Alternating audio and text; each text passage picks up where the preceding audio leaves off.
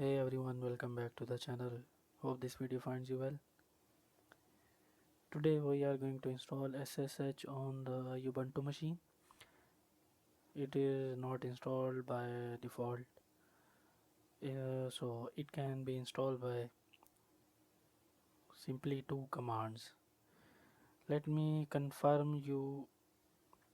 If we try to SSH this machine, it will not be accessible. Let's verify the IP first. On we can have to shift to the root user. This is my machine IP, so I am going to access it using the SSH terminal, and the error message will be pop up: network error, connection refused. So we are going to install it.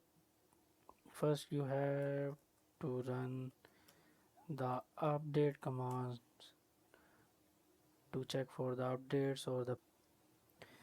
Now we have to type sudo apt install OpenSSH Server. It will start installing the OpenSSH server that will help us to access the Ubuntu machine CLI using a CLI terminal.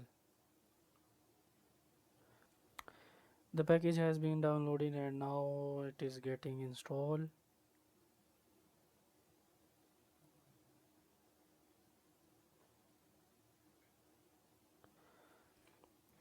The package has been installed successfully. Now we have to run another command to enable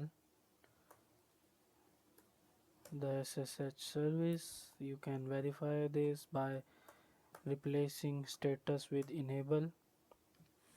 It is active and running. Again we are going to